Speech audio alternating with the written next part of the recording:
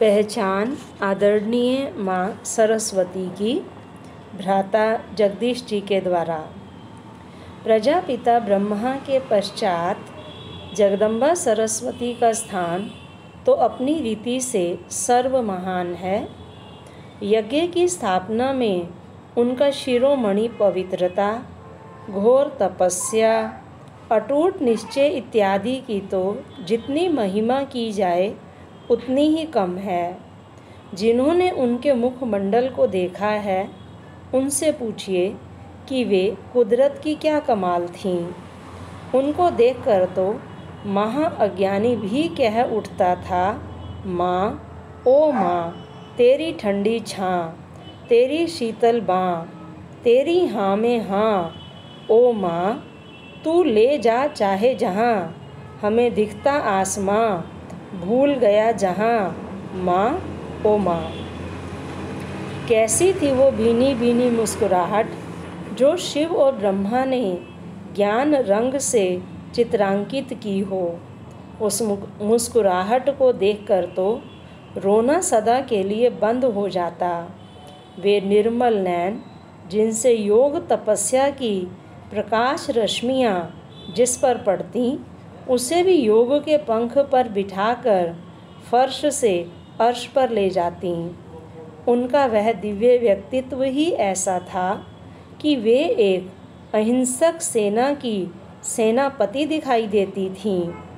उनकी चाल ढाल ही ऐसी थी कि जिसमें योग और राज मिलकर उसे इतना भव्य, दिव्य, सुसभ्य बनाते थे कि बात मत पूछिए।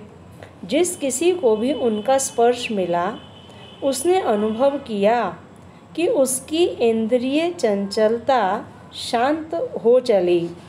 जिस समय किसी ने उनके कमरे में प्रवेश किया तो देखा कि वे समाधिस्थ हैं, तपस्या रत हैं अथवा हंस माता के रूप में ज्ञान रत्नों को धारण किए हैं।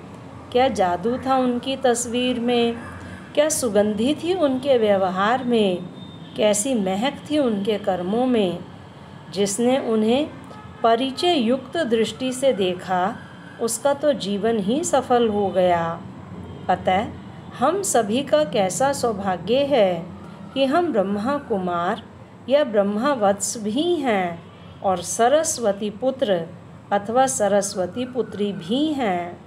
लोग जिस देवी को विद्यादायिनी के रूप में विद्या का वरदान पाने के लिए पुकारते हैं, स्वयं उन्हीं के पुनीत हाथों से हमने अमृत पिया।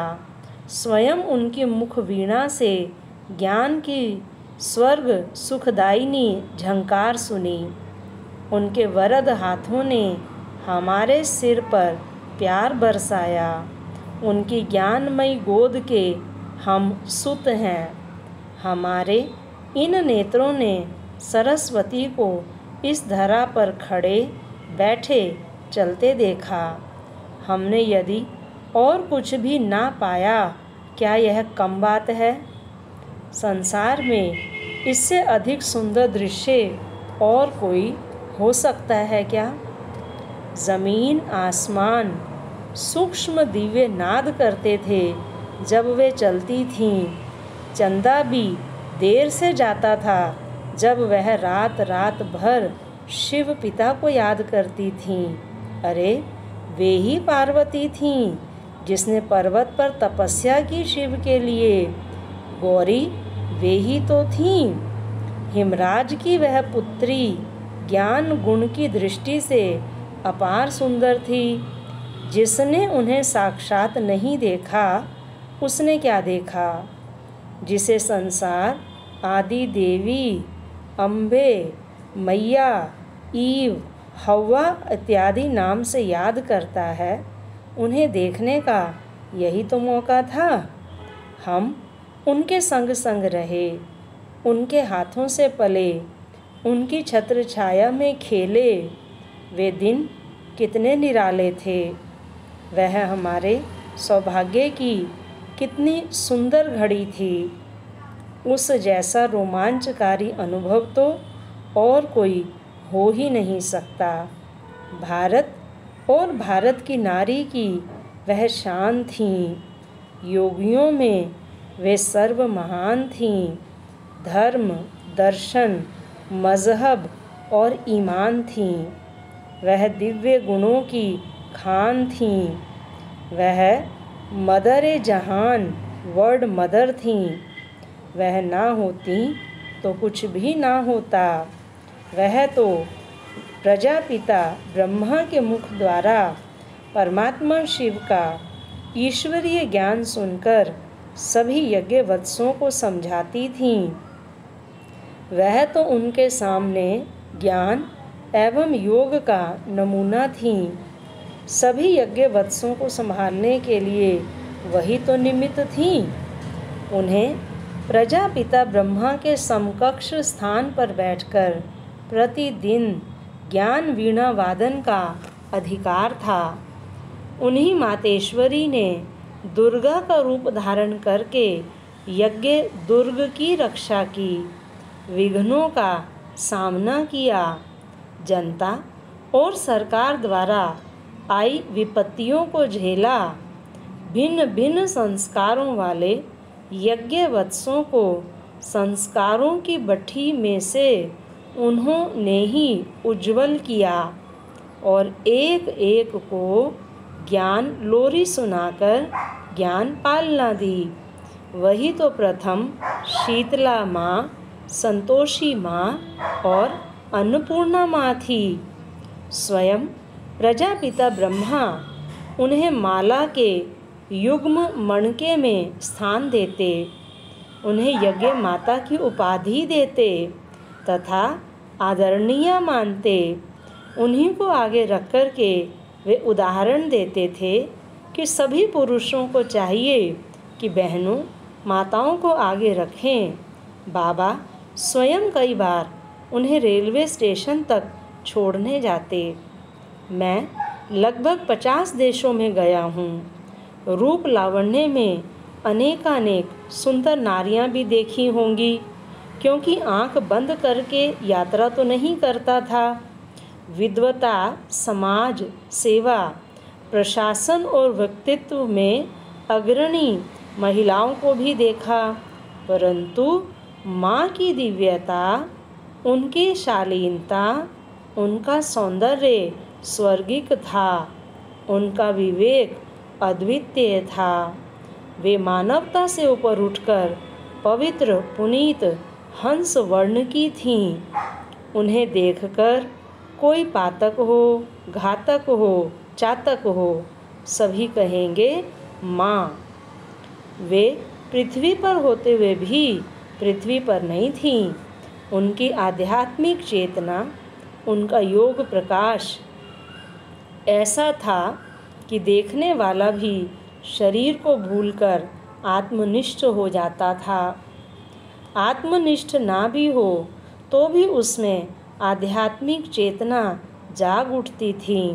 कम से कम थोड़े समय के लिए तो उनके तमोगुणी और रजोगुणी संस्कार बंद हो जाते थे और उनकी जगह सतोगुण का उदय होता था। ऐसी थी हमारी जगदम्बा सरस्वती माँ। माँ तुझे शत शत प्रणाम। माँ ओ मेरी माँ, तेरी शीतल छाँ, तेरी वरदायिनी बाँ, तेरी हाँ में हाँ, हमें दिखता है आसमां। ओ माँ ब्रह्मा कुमार जगदीश चंद्र जी। मातेश्वरी जी के महावाक्य। पहला है, परमात्मा एक है, बाकी सर्व मनुष्य आत्माएं हैं। परमात्मा एक है, बाकी सर्व मनुष्य आत्माएं हैं। अब यह तो सारी दुनिया जानती है कि परमात्मा एक है, वो सर्वशक्तिमान है, जानी जाननहार है। ऐसे तो सारी दुनिया खुद भी कहती है। हम परमात्मा की संतान हैं। परमात्मा एक है। भल कोई धर्म वाला हो, वो भी परमात्मा को ही मानते हैं। वो भी अपने को परमात्मा द्वारा भेजा हुआ संदेशवाहक समझते हैं। ऐसे ही संदेश लेकर अपने अपने धर्म की स्थापना करते हैं।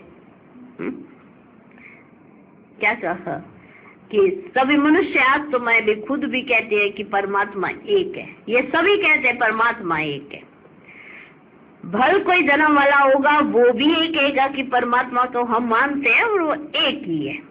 वो भी अपने को परमात्मा द्वारा भेजा हुआ, जो भी मैसेंजर आएगा ना, तो वो भेजा हुआ संदेशवाहक अपने आप को कहेगा। ऐसे ही संदेश लेकर अपने अपने धर्म की स्थापना करते हैं।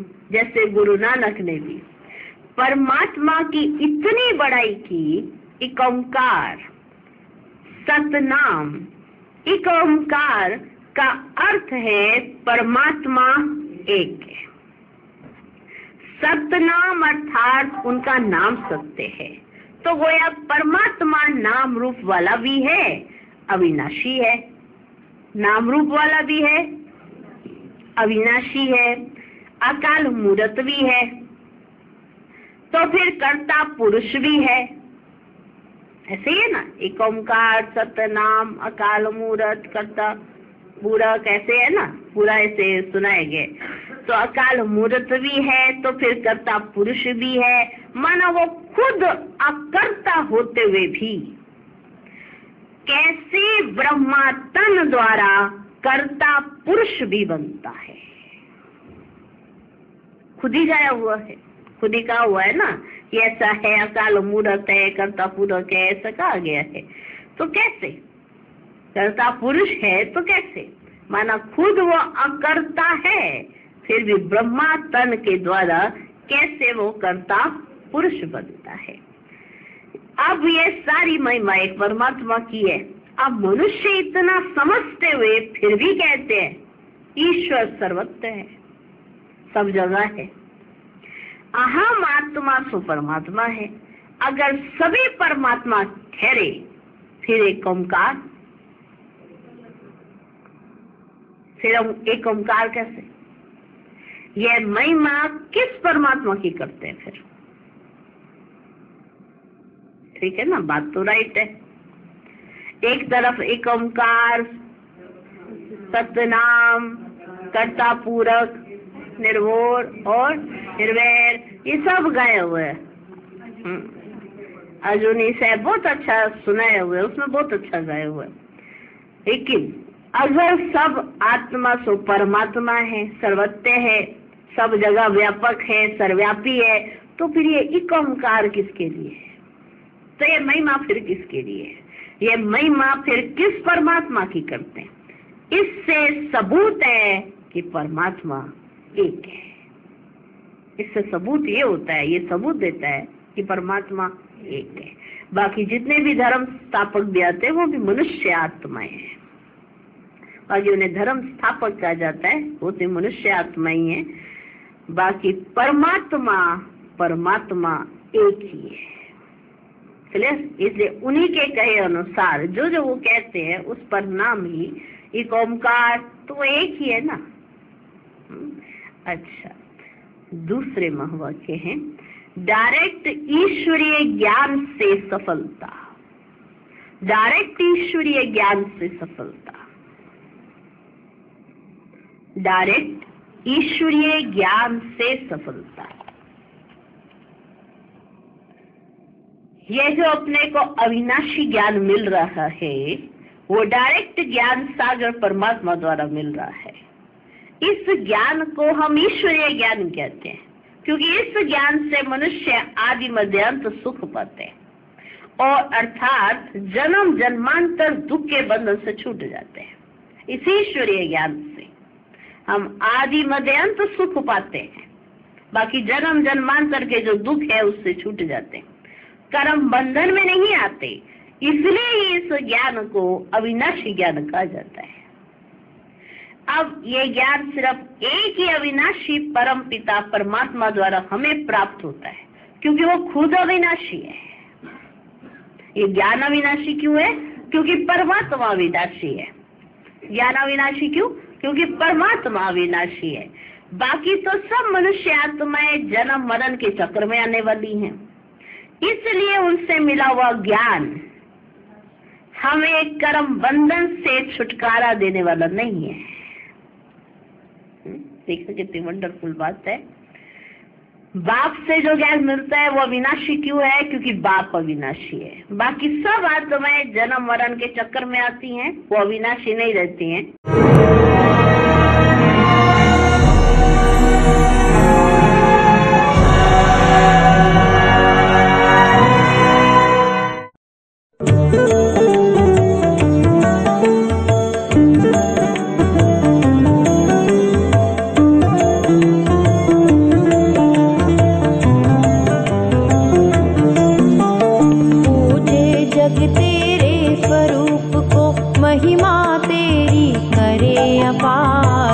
बाबा की लाडली बेटी जीत लिया तुमने संसार। पूजे जग तेरे स्वरूप को, महिमा तेरी करे अपार। हे बाबा की लाडली बेटी जीत लिया तुमने संसार। पूजे जग तेरे स्वरूप को।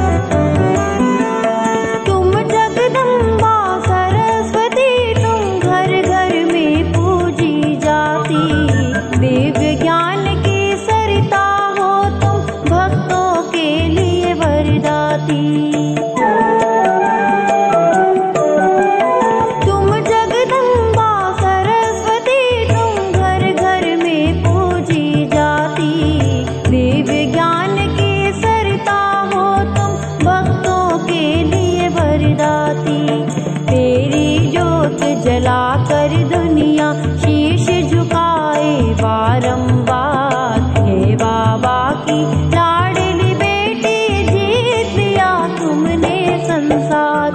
पूजे जग तेरे स्वरूप को, महिमा तेरी करे अपार। हे बाबा की लाडली बेटी जीत लिया तुमने संसार।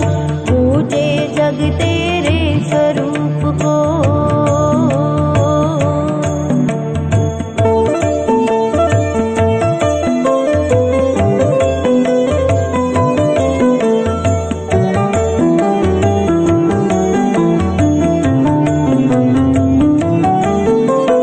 जिसको ढूंढे सारी दुनिया उसने तुमको अपनाया।